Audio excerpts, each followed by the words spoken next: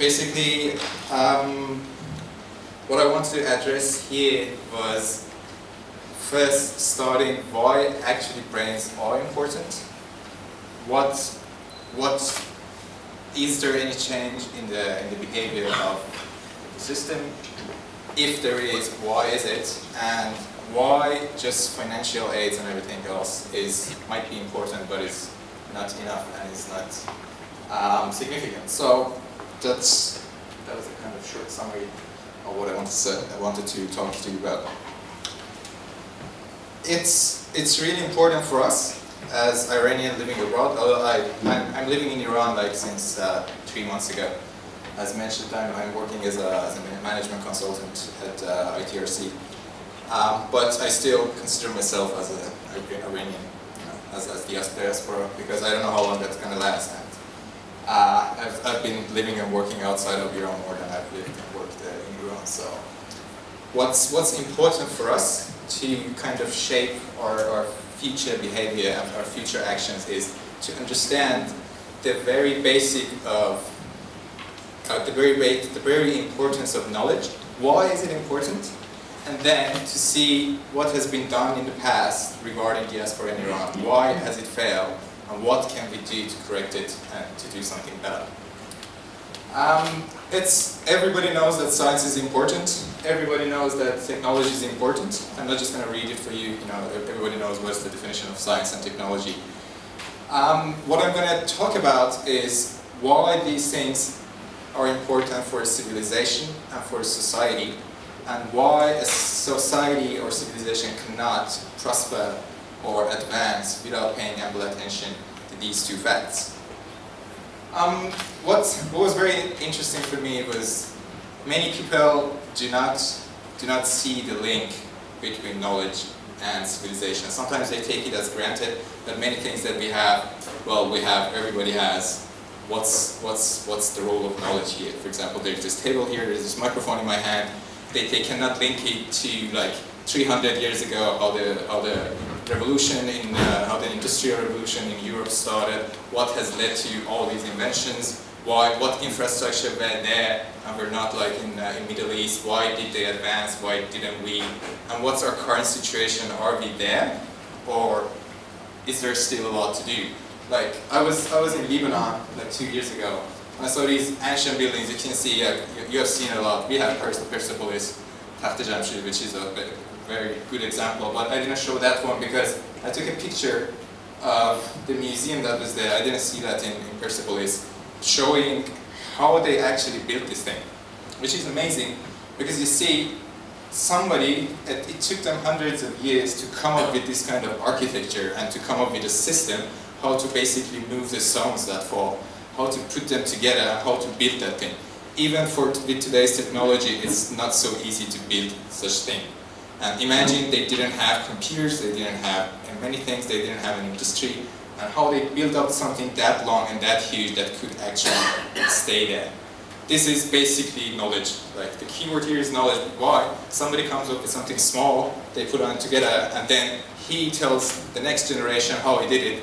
They improve it, and then after a couple of 100 years, you can actually achieve something like this. You can draw it on sand or paper or whatever, and then build something huge.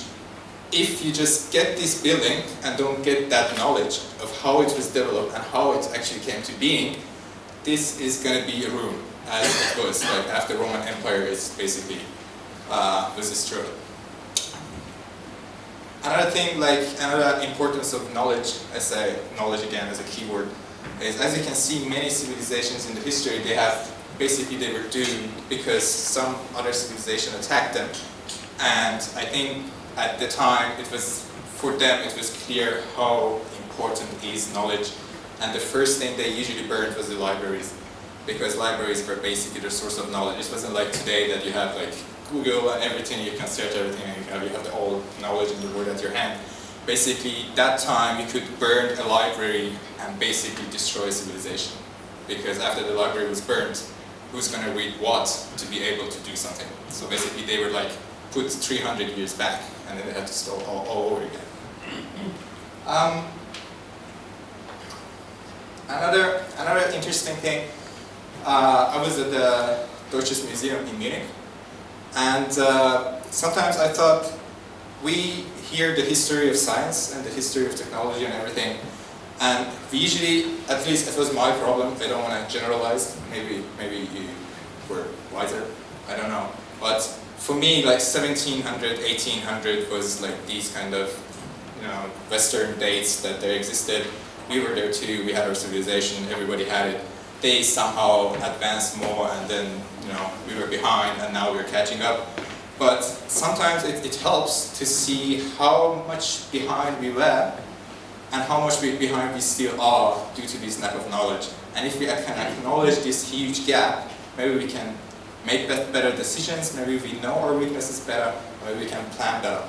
This is a friendship, as you can see, it is kind of very complicated, even with today's standards. They say how you have all these ropes and how you can actually sail in the sea, what kind of clock you had to take with you. They were not digital clocks or whatever, so you have to have these sand clocks to know your kind of position in the sea, to see, okay, where is this continent that I'm going to, how can I draw it on a map, all these huge things.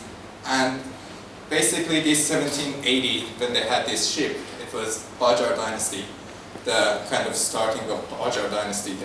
How much back in time it was. We had like Qajar, and then at the very end of the Qajar, then we had the Pahlavis, and it's kind of going like 300 years back. It's huge, like 280 years back. And we didn't know it that time. We had we still didn't even have Nasser bin Shah at the time. And see where they were. And they developed step by step. They had built this knowledge. And what happened to us, basically, we got it after the Pahlavi era. We sent many people, many scholars to Europe, to France. We got this knowledge, but what we got was the very upper layer of this knowledge. We didn't start from the very beginning, so we started to ignore them. Like, what's the importance of legal infrastructure in advancing knowledge? What's the importance of law? Why is it important to have a law in order for the technology and knowledge to advance? We didn't care about them, and we just thought, okay, now we have universities, now we know physics and everything, so we are an advanced country. No, we weren't, and we saw what happened. What's now going from knowledge to technology? It's very interesting to know our own issue, because at least at the moment we have a kind of indirect or cold war with many countries, and the base thing at the very core of this war is the ideology that we say, okay, we are Muslims and we had an ancient civilization and we are really good. You have your Western civilization and we are trying to make them oppose each other, which they're not. But what we have to accept as somebody who wants to advance is what was the role of technology in basically imposing ideology and civilization from one civilization to another. And if you know the importance of that technology, then you don't underestimate it. And if you don't underestimate technology, you don't underestimate knowledge. And then your whole behavior will change. You will not just say, I was this and that, and I am this and that. You should say, okay, what is my position regarding technology? As you can say, we have the Battle of Chalderan that we all know. In every book, even they acknowledge we were braver, we did a lot of things, but we lost. Why? We didn't have any cannons, we didn't have any weapons. That's why we lost. How did the Spanish people colonize South America? How did the British and French colonize America? They were like 1/50 of the population. They were so far away, they didn't have any communication methods with Europe when they sailed away. So imagine you're like sending like 10,000 people, troops, to a huge continent that you know nothing about, and then you colonize that country. It's like that continent. How did they do it? It's just knowledge and technology, because they didn't have it. So they were like 100,000 of them, you kill 3 of them with a gun, and they're so impressed they think you're God, and then you have them on rule. And last but not least, very recent, is the 6-Day War. I don't know how familiar you are. Whatever we do is kind of the complicated situation in the Middle East is born with us. Like whatever strategy we are having, like when I say we, I mean the whole country, the whole system, is based on many conflicts in the Middle East. especially like the conflict between Palestinians and Israelis. And if you see what happened there, that is actually we are suffering from abroad, they are suffering much more within that country. It was again technology. Why? Because they were like, maybe the Israeli army, they were like 2 million population, it wasn't even the army. And you had like 60 million Arabs. Why did they like lose that battle? It's just, they had better knowledge, they had better technology. So, one missing link here is, we say, okay, technology is good. What does it have to do with civilization, with moral codes, with why are we better people? Because, as I said, I think one of the speakers, I think it was Mr. Guda, as he said, you can gather knowledge, but you should be a good person. And I believe personally that knowledge is actually very strongly related to human behavior. Not that it changes you just because of knowledge, but this knowledge helps you to think long term and to see the big picture. You don't see the big picture until you have all the knowledge available. So, as I said, I always, it's very interesting for us to see, you know, Western countries gain a lot from brain drain of other countries. That is a very obvious fact. Like, why should they, maybe you can ask yourself, why should they fund, or why should they support a conference like this, or programs to aid African country? Do they gain anything really directly? No. We are coming here, we are studying, they're investing in us, we go to the universities, everything, and now they also help us to go back. So it's a little bit contradictory, and I said why? Because I believe it's because of the accumulation of knowledge, because now they have had this history of colonization a long time, like since 300, 400, 500 years ago. They did a lot of bad things everywhere, like the genocide in South America, in India, what the British people did, everywhere, what they did, they screwed up a lot. So because they have this system of accumulating knowledge, they learn from the past that a situation that you win and the other one loses is not going to last, it's not stable. But we have seen it. You may be able to continue it for 50 years, 100 years, 200 years, but then you're going to lose a lot. So let's get out of these zero-sum policy games that I gain and you lose, as they did it in the colonization time. And now they're saying, okay, I am willing, prepared to give you some of this share so that we can have stability and peace. If you pay attention to what Dr. Schmidt said, it was very interesting for me when he was like showing his support. He said, we, like as German people, are interested in peace and stability. 2 keywords. He used it unintentionally, but it's very important because they see the stability in different regions of the world, the poverty, the famine, everything, not as a local problem, but as a problem that will be their problem if it's not solved on time. It's not you say, I don't care about what's happening in Africa. No, because what's happening in Africa is like a plane. If you don't handle it properly, it's going to come to Europe. But the conflicts everywhere in the world, if you don't handle it properly, it's going to have consequences for you. So I'm not saying they're not bad people or they think economically about everything, but that knowledge helps them to be better people because they can see the big picture and say when everybody profits, it's more sustaining, it's more sustainable, and it's going to last better. It's good for stability and peace. So now this was kind of very abstract. I'm just going to have a bridge to what is our situation now here. So what I said here is knowledge, very important, and what is, I believe, the most important problem in Iran is the lack of knowledge. It doesn't matter how many people say, we are good, we don't have this Qahd al-Rajal that they say, we have everything, we have ancient civilization, we have Islam, so we don't need anyone, we can just develop on our own. That is not true, because without knowledge, without the brains, we cannot go further. We have this example, we had oil, so the financial aid, as he said, like Stefan said, financial aid is good, but it's not enough.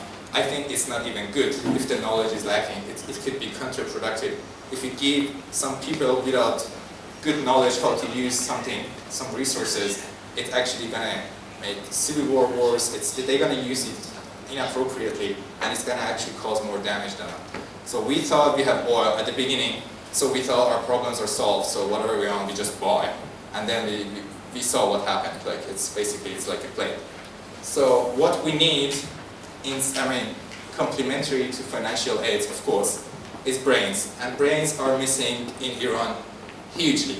Why? Because everybody that is actually being educated, everybody who wants to have a better living, basically is living if he or she can. Or at least most of them are doing. So this is a financial estimate of the loss. They said like we have 150 to 180,000 people, brains, living in Iran manually, and that's equal to $50 billion, which is a huge amount. $50 billion is really huge. If you don't have knowledge, and if you claim, I can do everything, I can just buy it, we see things that are happening today. So I had some snapshots. They are just building up universities everywhere. You have like higher universities, you have other universities, everything. They don't have professors for that. So what happens is basically they either don't have any professors to educate the people, or if they have, they're not qualified enough. So it's basically a joke. If you don't have enough knowledge to see how you can handle your environment, how you can handle your pollution, of course, what happens is you try to say, we have everything, we can even produce petroleum by ourselves, we can produce gas. And you all know what happened in the last 2-3 years. They stopped importing petroleum and they did it themselves. And that's what happened because they didn't have the knowledge to produce proper and clean energy. That's what happened to Urumia Lake. This is also because of the lack of knowledge.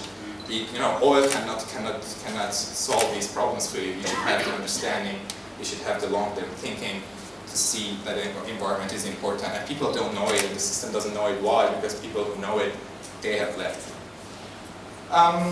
And human dignity, of course, one of the most important things. If you don't have the knowledge, basically you don't care about your own dignity. If you don't care about your own dignity, why should the system do it for you? So I'm just going to wrap things up, because apparently I'm out of time. These are some facts. We have brain drain. This is a fact. Nobody denies it. We need it. That's another fact. Nobody denies it. And we know, at least we should know that without these brains, whatever they do in Iran is superficial and short-term. Because if you want long-term, you need the knowledge and technology, and it's not there. So the good news is we have this huge available potential out there.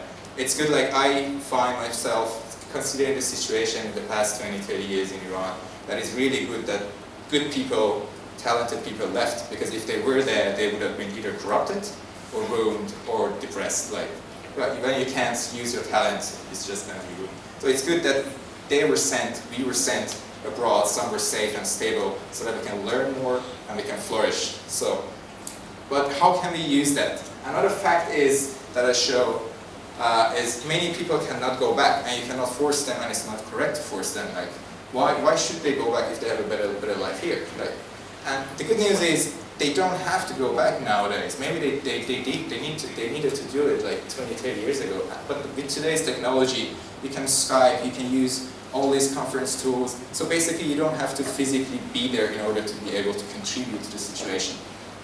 All you have to do is to be willing to do something, and then find the means. We have these objectives. We all want the situation to improve. It could be economic, it could be cultural, it could be academic. It doesn't matter, we want to improve the situation. What can we do? I think we have to just get away from the abstract things that we have. We want to do something, but we don't know how. We have to lay out strategies, and we have to lay out tactics based on those strategies so that we can succeed. So one of the strategies would be we have to facilitate knowledge back to Iran. Why? Because I said all those things at the beginning to put importance on how important knowledge is to focus. And second, more important, we should be more united. Like we as Iranians abroad, we are not united. It has its advantages, but basically I think the pros and cons, they're basically talking more to disadvantage. We can, of course, based on those strategies, have many tactics in order to help Iran. What I came up with, because I'm actually now at the ITRC in Iran. I'm in charge of developing a framework for collaboration with Iranians abroad. So basically now it's given to me to say, okay, see how they can help. See what we can do that they return. If they don't return, what can we do so that they can help us? So I think there are two things that we can do. One of them is within Iran, like if you go back and try to do something, you don't want to go back, but you want to influence the situation. What can you do then? And one of them is outside Iran, because this huge community, this talented community, this sophisticated, educated community that we are, it's estimated between 4 and 7 million people. I checked the statistic, nobody knows how many exactly, but we know it's a lot. Like 3 to 7 million people is like more than many countries in the world, and there are like, most of them are educated and so on.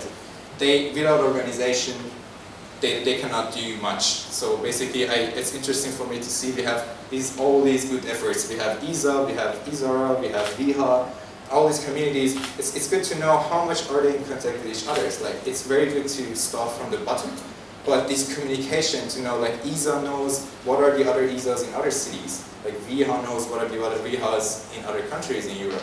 So do we know that? If we don't, what should we do to be more network-based, to be more connected?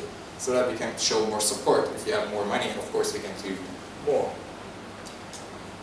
Another thing that I wanted to say is, we all know what happened in the very beginning of the revolution. As Mr. Mahmoubi said, there was no situation for people to go to universities. There was no situation to do anything. That was the situation we had 30 years ago. That I actually found the speech of Mr. Khomeini saying, "Get the hell out of here with your Western knowledge. We don't need you." And it's very obvious. It's nothing bad, nothing good. That was the belief of the system at that time. What's actually the good news is, I had this other speech like 2 years ago from the current leader in front of many knowledge-based companies that even having a knowledge-based companies 30 years ago was kind of a sin in that system. And he was saying without knowledge and without things, the economy cannot prosper and flourish.